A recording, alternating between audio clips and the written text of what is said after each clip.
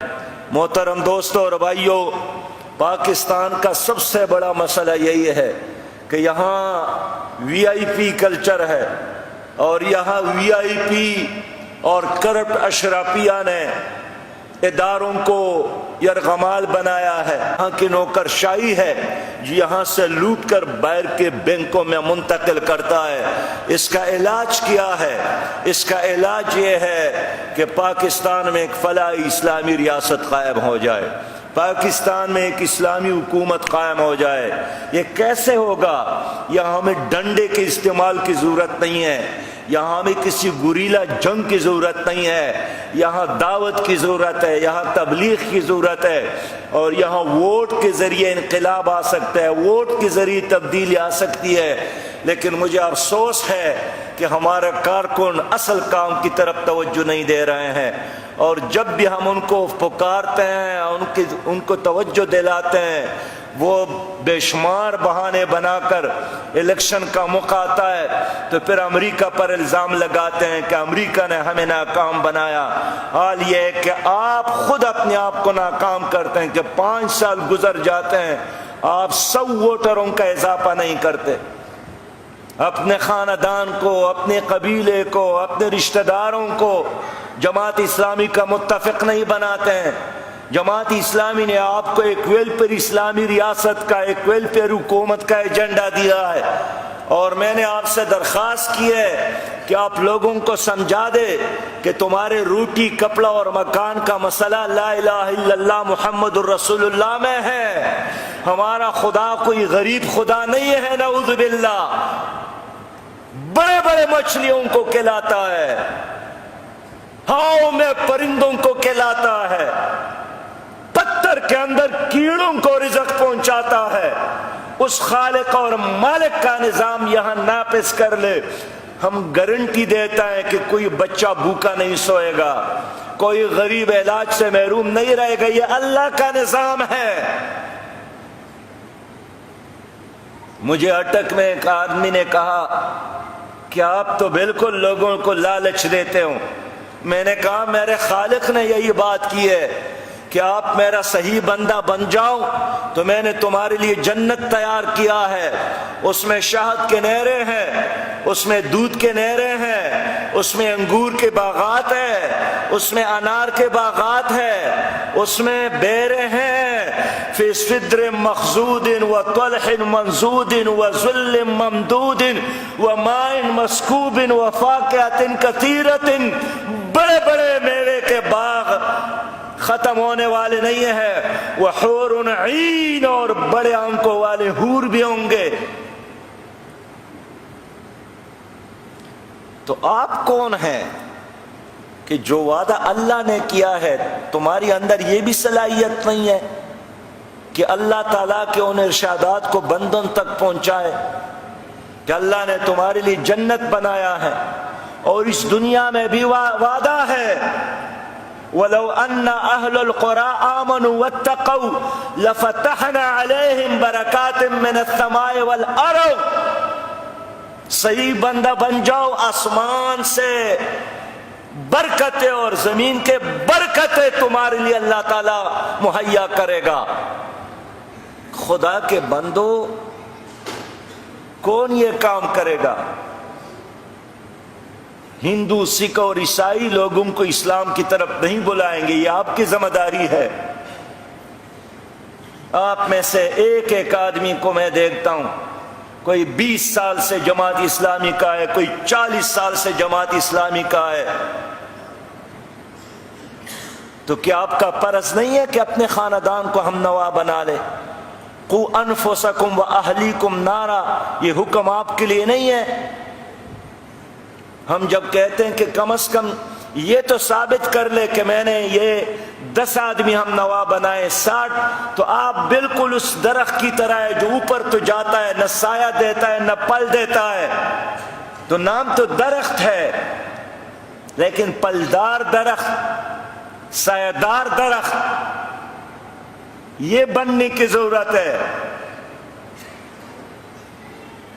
اسلحہ ہے اور جنگ میں کام نہ آئے، اس لیے اللہ رب العالمین نے آپ لوگوں کو حق سے نوازا ہے، تو اس حق کو لوگوں تک پہنچانے کا اہتمام کرو۔ میرے بھائیو، ابھی خیبر پختونخوا میں بلدیاتی الیکشن ہو گئے۔ میں خیبر پختونخوا کے عوام کا شکریہ ادا کرتا ہوں کہ جماعت اسلامی پر اعتماد کیا۔ 4 اضلاع میں ہمارے ڈسٹرکٹ حکومتیں بن گئی، 16-17 تحصیلوں میں جماعت اسلامی کی تحصیل حکومتیں بن گئی۔ سارے پاکستان کو خوشی ہے، باہر کے کارکنان کو خوشی ہے۔ تو یہ تو ہمارے کارکنان نے وہاں کام کیا، لوگوں کو محبت دی، لوگوں کی خدمت کی، لوگوں کے غمی شادی میں شرکت کی، لوگوں کے تانا تحصیل میں خدمت کی۔ صبح ہوتے ہیں لوگ اپنے کاموں میں چلے جاتے ہیں، میرا کارکن تانے میں جاتا ہے کہ خدمت کروں، تحصیل میں جاتے ہیں کہ خدمت کروں، ہسپتال میں جاتا ہے کہ بیمار پرسی کروں۔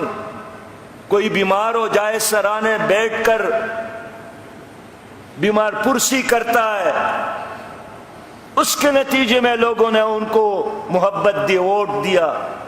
اب آپ کی باری ہے، اہل پنجاب کی باری ہے، لاہور کے باری ہے، تو آپ کیوں یتیم کی طرح سمجھ رہے کہ کوئی میری کفالت کرے؟ آپ دوسروں کی کفالت کیوں نہیں کرتے؟ یہ تو غیرت کا مسئلہ ہے جی۔ کیا آپ کے اندر کوئی امنگ نہیں ہے؟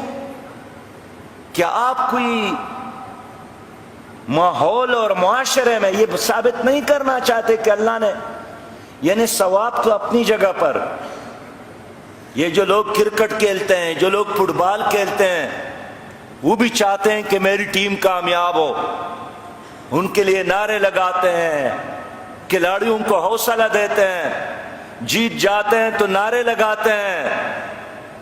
حال یہ کہ اس میں کوئی جنت اور دوزخ کا، کوئی ثواب کا کوئی پہلو بھی نہیں ہوتا ہے، تو آپ کے اندر اتنا بھی وہ نہیں ہے میں کیا کروں؟ آپ بتائیں نا مجھے، کوئی راستہ تو دے دے۔ آپ کے 2-3 مہینے رہ گئے، کس پر آپ الزام لگائیں گے؟ آپ کے اپنے گلی میں لوگ آپ کو ووٹ نہیں دیتے، تو آپ الزام فرانس پر لگائیں گے کہ فرانس والے آئے تھے؟ کیا امریکہ والے رات کے وقت آ کر آپ کے خلاف کام کرتے ہیں؟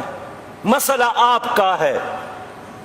اگر چترال کے لوگ اعتماد کرتے ہیں، اگر دیر کے لوگ اعتماد کرتے ہیں، اگر بنیر کے لوگ اعتماد کرتے ہیں، اگر مانسیرہ کے لوگ اعتماد کرتے ہیں، کیا وہاں کے لوگ بس صحابہ کرام ہیں؟ وہ بھی اس پاکستان کی، اسی معاشرے کے آپ کی طرح مسائل سے شکار غریب لوگ ہیں، لیکن انہوں نے اس جماعت کو، جماعت کے جھنڈے کو، اس دعوت کو، اس کا حق ادا کرنے کی کوشش کی ہے۔ تو اتنے ہزاروں لوگ یہاں پر آتے ہیں، اسی پر خوش ہیں۔ تعارف بھی ہوتا ہے کہ جی میں 50 سال سے رکن ہوں، میں 60 سال سے رکن ہوں، عشر گزر گئے، سائیکل نہیں تھا، اب لینڈ کروزر اور گاڑی، بنگلے بن گئے، کوئی ایک سکول تھا اب 100-120 سکول بن گئے، مارکیٹ بن گئے۔ میں نے پرسوں ایک آدمی آپ کا لندن میں دیکھا، جماعت کا رکن تھا، ماشاءاللہ مجھے خوشی ہوئی، انہوں نے کہا کہ میں نے یہاں بھی ایک مارکیٹ بنانا شروع کیا ہے۔ تو کیا کر رہے ہیں؟